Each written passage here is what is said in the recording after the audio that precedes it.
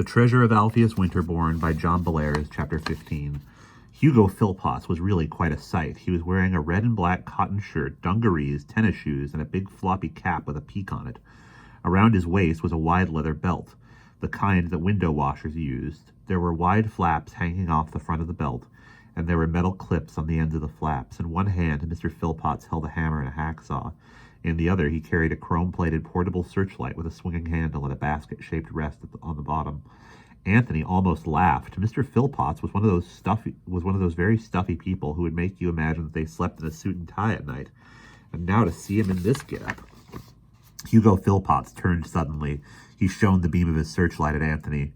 Well, so it's you. I might have known. I saw a couple of people out of the shadows at the corner of the library, but I couldn't make out who they were. Who's the other one? Is that old hag with you? If you mean Miss Eels, yeah, she's downstairs, and she's hurt bad. She fell down her cellar stairs and cut her head open. Mr. Philpotts, please, will you help me carry her to the hospital? She might die if we don't do something fast. Hugo stared stonily at Anthony. More lies, eh? You're full of them, boy, aren't you? I know why you two are here. You're after the treasure, aren't you? Anthony just gaped at him. Hugo laughed harshly. Ha, ha! Surprised, eh? So when we got home this evening, I picked up my phone to find myself listening to you explaining to your dear friend Miss Eels how you figured out where the treasure was. Crossed wires because of the storm, I suppose. Or perhaps it was the ghost of my dear Uncle Alpheus who arranged your call to be on my phone. Ha ha! In any case, as I was saying, I was surprised, and I have to hand it to you. You are a very clever boy. So the reindeer weather vane conceals my treasure, does it? Suddenly, Hugo Philpotts stopped talking. A wonderful idea had just occurred to him. For some time now, he had been standing in the tower room brooding. He was brooding because he couldn't get up the courage to go out on the roof, climb up the ladder, and get the treasure out of the weather vane. Finding the entrance to the tower room had been easy enough. Hugo had worked in the library when he was a young man, home on vacation from Harvard, so he knew the secret of the hidden door, and he had come prepared to do a little surgery on the bronze reindeer. The safety belt he wore was a window washer's belt that he had taken from a storeroom at the bank. He had a hammer and a hacksaw and a screwdriver for prying, and the time was perfect. With everybody practically everybody gone from the lower end of town, there was not much likelihood that anyone would see him. But when he stuck his head out of the trapdoor opening and looked up at the spindly iron ladder that led to the weather vane, he nearly had heart failure. The ladder was old and rickety and rusty.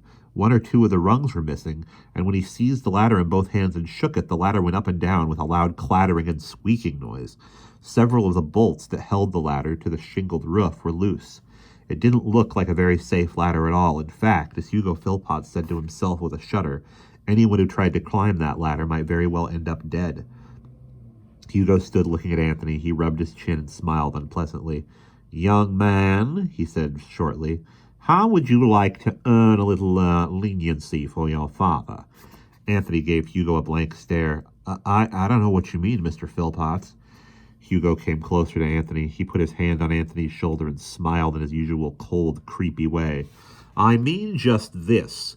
If you'll climb up the ladder and get the treasure out for me, I promise you that I will not deal harshly with your father. Once I have the treasure, I will deal with your father generously. At first, Anthony was dumbfounded. Why did Hugo Philpotts want Anthony to go up the ladder instead of him? But then it came to him. Hugo was afraid. Anthony hadn't seen the ladder, so he didn't know that Hugo had good reason to be afraid. Anthony grinned smugly. He wasn't scared of heights, but he was a good climber.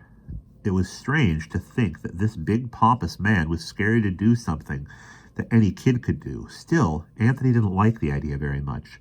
He was worried about Miss Eels, and he didn't see why he should do Hugo Philpotts' dirty work for him. Mr. Philpotts, he said, before you do any climbing, I want you to write out a promise for me. Hugo's eyebrows rose. A promise? What kind of promise? I want you to write down that you'll let my dad keep his store, and you'll help me get Miss Eels to the hospital as soon as we get the treasure. Hugo's eyebrows shot up again. Oh, that's what you want, isn't it? Is it? Well, I'm sorry. I'm afraid you're out of luck. I still have what they call the whip hand in the little chariot race, and I'm not going to give it over to you. For all I know, there may not be anything inside that ridiculous weather vane. And then, wouldn't I look foolish for making a lot of promises to you? No, young man, no promises. You've got to help me whether you want to or not. If looks could kill, the look Anthony gave Hugo Philpotts would have finished him off. Then and there, Anthony was boiling over with rage and bitterness. He wanted to pick up a chair and smash it over Hugo's head the way cowboys did in the movies. But he was beaten and he knew it. He had to do what this rotten, creepy, no-good man wanted him to do. His father's life and Miss Eel's might depend on it. He would get it over with in a hurry. Okay, Mr. Philpotts, said Anthony in a low voice. I'll do what you say. As Anthony got ready to make the climb, Hugo unbuckled the window washer's belt and offered it to him. He explained that the spring clips on the end of the two hanging flaps were supposed to hook onto the metal rings in the window frames of the windows of the bank. But he showed Anthony how he could hook the clips together around the post of the weather vane to give himself a good solid mooring while he hacked, sawed, or pounded at the reindeer. This seemed like a good idea to Anthony, but when he tried the belt on, it was too large and it wouldn't buckle. The belt was made for a full-grown man. Ah, but a hole can be made, said Hugo in his smug, superior way. He got a hammer and a nail out of the toolbox he had brought with him. With the belt laid out flat on the floor, he put the point of the nail on the belt's tongue and tapped it with his hammer. When he was through, there was a new hole in the belt. Now Anthony could wear it. Anthony felt strange when he buckled the big, heavy leather belt around himself. The flaps hanging off the front seemed awkward and silly, and it occurred to him that they would get in his way when he was climbing. But when he had tucked the flaps into the front of the belt, he felt better. He figured he could manage that way. There were some loops in the belt meant to hold pieces of window washing equipment.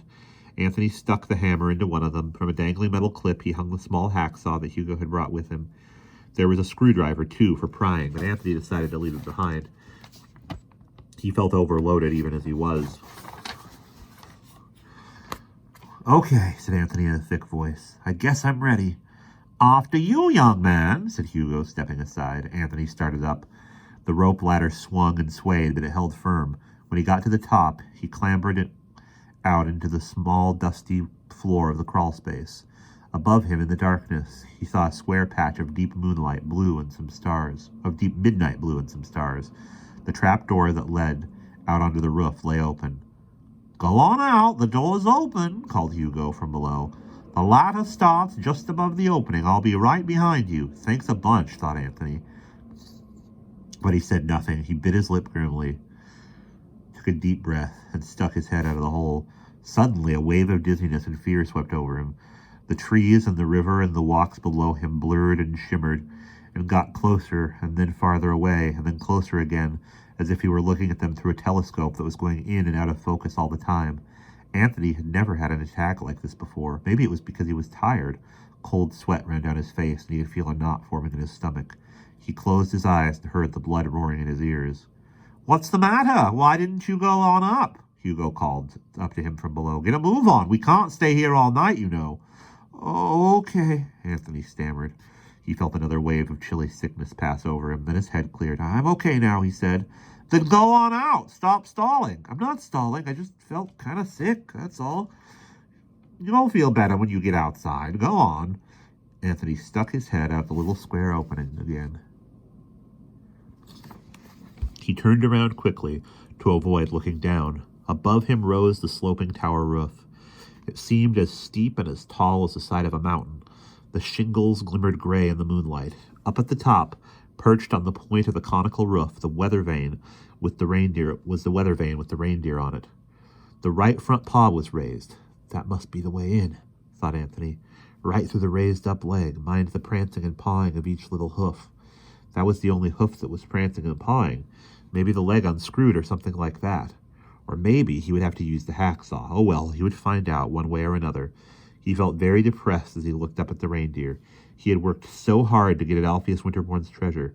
He had sweated and slaved and worried and fretted. He had even broken his arm. Now he was climbing the ladder to get it for somebody else. And not just anybody either. He was going to get it for the person he hated most in all the world. Anthony sighed and shook his head. He gritted his teeth and put his hands on the rung above him. But as soon as he swung his foot up and started to put his weight on the ladder, something happened. The ladder groaned and shrieked. It jolted as if it were going to come loose. Terrified, Anthony jumped back down into the trapdoor opening. Hugo Philpotts was hanging the rope ladder just below the opening in the ceiling of the tower room. He shone the searchlight up on Anthony. "Well, what are you waiting for foreheaven's sake? Stop dilly-dallying. I'll be down before you... It'll be down before you know it if we... It'll be dawn before you know it if you keep up this way." "The ladder's broken," said Anthony. "It'll come off if I try to go up it." "Nonsense," snapped Hugo. It's just a little loose. That's all, but it's perfectly safe. I climbed up it myself to the top just to see." This was a lie, of course. Hugo Philpotts hadn't gone any farther up the ladder than Anthony had. To ease his conscience, what conscience he had, Hugo told himself that the boy's lighter body would make all the difference. He would be able to climb to the top and keep moving. He would be able to climb to the top once he got moving. Anthony looked down at Hugo. Then he looked up at the ladder. He swallowed hard. He thought about Miss Eels and his father. He would just have to try to do it. Once more, he put his hands on the rung above him and swung himself up. The ladder shrieked and shuddered as before, but it held firm. His whole weight was on it now. Slowly, he started up. At each step, he could feel the ladder tremble, but it stayed in place. Up one hand, then up one foot. That was how it was done. Slow but sure, one step at a time, he climbed on, and the reindeer got closer and closer. "Easy does it now," he said to himself. "Easy does it." When he was about 2/3 of the way up, Anthony saw something that made him even more frightened than he had been before. All along, he had noticed how rusty the ladder was. It was covered with a reddish-brown crust, and he could feel pieces flaking off under his hands as he gripped the rungs. But now he had reached a point where the ladder had rusted so much that it was almost in two pieces. The parallel iron bars that ran up the sides and held the rungs in place were just pitted shells at this point. He reached out and grasped one of the bars and felt it crumble and crunch under his hand. It was about as solid and reliable as a piece of macaroni. Anthony felt another wave of fear sweep over him. For a second, he was afraid that he was going to throw up. Sweat was pouring down his face, and he had to work very hard to keep staring straight ahead of him. He had an idea of what would happen if he glanced down. On Anthony climbed. Now he was past the rusted-out place. The top part of the ladder seemed more solidly anchored. The bolts that held it to the roof didn't slide in and out as he climbed. The bars and the rungs seemed more solid, too. Well, here he was at the top of the roof. He could reach out and put his hand on the big post that held the weather vane in place. And there was the reindeer, its upraised hoof over Anthony's head. As Anthony watched, a gust of wind hit the reindeer. It shuddered, but it didn't move. Below the reindeer were 4 iron bars that stuck out from the post. On each bar was an iron letter. There were 4 of them, with the 4 points of the compass. North, or N-E-S-W. When the weather vane was in working order, if it ever had been, the reindeer would have twirled around with the gusts of wind, and the upraised paw would have pointed in the direction that the wind was blowing from. But the reindeer was stuck. Stuck, Anthony guessed, because it was off balance. And it was off balance because there was something inside it. If it was the treasure, he wondered how old Winterborn managed to put it up there. Anthony sighed and looked up. His hands were on the topmost rung of the ladder, but he really wasn't high enough up to work on the reindeer. Then he had an idea. He could use the bars with the letters on them for handholds. Cautiously he reached up. His fingers closed around the bar with E on its end. When he had a firm grip of the bar, he pulled his body higher. Now he was up under the reindeer. He could bump his head on its underbelly. The bars were chest high on him now. With his feet on the rung below and one hand on the bar, he reached down and slid the flaps one by one out of the front of the belt. But he needed both hands to lead the flaps around behind the post. For an instant or two, he would have to balance on his feet. Anthony stared rigidly ahead. He tried hard not to think of where he was. For an awful second, he teetered on tiptoe with his chest braced against the iron bar. With trembling hands, he led the flaps around behind the iron post and tried to hook them together. He fumbled and bumped the clasps together for what seemed like ages. Then he felt himself losing his balance, so he dropped the flaps and clung to the post for dear life. He closed his eyes and shuddered, and then he began to get the awful feeling that the tower was swaying under him. Finally, the sick, dizzy swaying feeling began to go away, and he opened his eyes. With a mighty effort of the will, he kept himself from looking down. Once more he let go of the post, slowly, one hand at a time. Balancing on tiptoe again, he led the flaps once more around behind the post and tried to make them snap together. Click, click. He had done it. Clinging to the post, Anthony cried from sheer relief. Then, when he had climbed down a bit, he looked up. In the moonlight, he could see the reindeer quite clearly. He saw the curls of bronze hair on its body and the cloven hoof on the upraised front paw. The reindeer's sides were spotted and streaked with pigeon droppings, and the whole figure was covered with that greenish kind of rust that forms on bronze or copper objects when they have been out in the weather for years and years. Anthony looked closely at the upraised leg. He wanted to see if there were some kind of joint or crack at the place where the leg met the body. There was. Good. But when he reached up and tried to jiggle the leg, he got nowhere. It wouldn't budge. Did it unscrew like a lid on a mayonnaise jar? Anthony gripped the hoof firmly and tried to twist. No dice. It wouldn't move. Sighing, he reached down and started to unbuckle the hacksaw from his belt.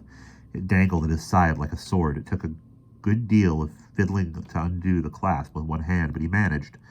Now he had the hacksaw in his hand. Getting as firm a grip as he could on the crossbar with his left hand, he reached up with his right hand and started to saw. But Anthony's hands were slippery with sweat, and he was attacking the reindeer at a bad angle from underneath. And he was using the arm he had broken to wield the hacksaw. It hadn't set quite right, and it didn't always behave properly. Anthony had made more than 2 or 3 swipes with the saw when it slipped from his grasp. It sailed up over the leg and fell onto the slates of the roof. Anthony heard it slide down, clatter, clatter, all the way to the bottom. Anthony felt helpless, totally and utterly helpless. He had failed.